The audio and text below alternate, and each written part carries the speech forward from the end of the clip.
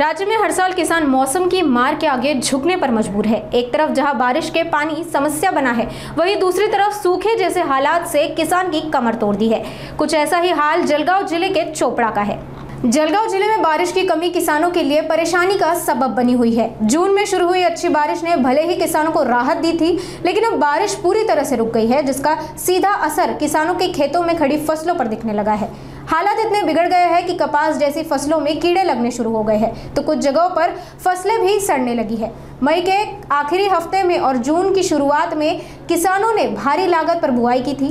बीज, खाद और कीटनाशकों पर हजारों रुपए खर्च किए गए, लेकिन अब न बारिश है न फसलें बढ़ रही है, जिससे किसानों की मेहनत पर पानी फिरता नजर आ रहा है। वहीं दूसरी तरफ फसलों को बाजार में भाव नहीं मिल रहा। ऐसे में परेशान किसान अब सरकार से तत्काल मदद की मांग कर रहे हैं। कमी पावसाळ्यामुळे थोडंसं पिकांवर परिणाम झाला आहे, त्याच्यामुळे पीक एवढं वाढत नाही। आता निसर्गावर सगळं ठेवले, म्हणजे शेतकऱ्यांचं काही एवढं येणार नाही असं वाटतंय मला। उत्पन्नात घट येईल मला वाटतं। अच्छा, म्हणजे आता गेल्या 4-5 दिवसापासून पाऊस बी नाही। पाऊसच आला नाही 3-4 दिवसापासून। आणि आता पिकं पाणी मागताय, पण पाणी नाही पडत आहे। आता त्या देवाच्या हातात आहे सगळं। बरोबर। आतापर्यंत किती खर्च फवारणी झाली? फवारणी 2 फवारणी झाले, त्यानंतर मटेरियल दिले गेले। मटेरियल महाग आहे। आता शेतकरी किती थोडं लाय देतो। बरोबर, असं आहे। सगळ्या याच्यात भाव वाढ झालेली आहे। हा, सगळेच भाव वाढले। पीक तुमच्या बियाण्यामध्ये भाव वाढलाय, तुमच्या मटेरियलमध्ये भाव वाढलाय। त्याच्यामुळे शेतकऱ्यांना काय पुरवतं? फवाऱ्यामध्ये भाव वाढलाय, शेतकऱ्यांना काहीच पुरवत नाही ना। याच्यात अगो मजुरी वाढली आहे, 300 रुपये रोज घेतात, त्याच्यात पुरवत नाही अगो शेतकऱ्यांना।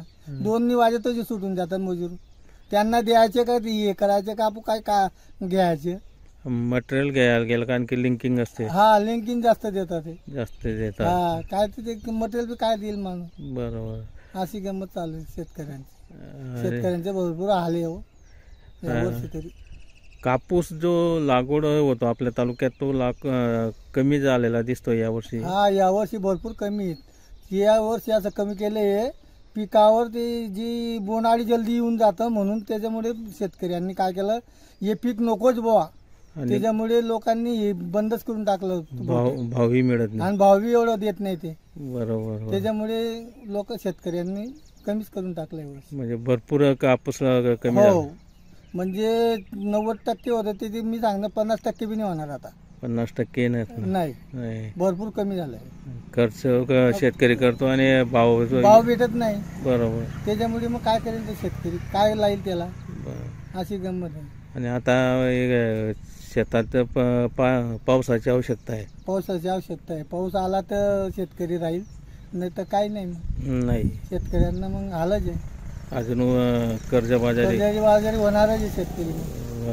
आणि गव्हर्नमेंट शेतकऱ्याला काही देत नाही, बाकी सगळ्यांना देतात। असं आहे, काय करायचं? आपल्याला कमीत कमी ते भेटलं तर मग शेतकरी काहीतरी मोहरी चालेल। बरोबर, नाही भेटलं तर काय शेतकरी जाणारी मोहरी।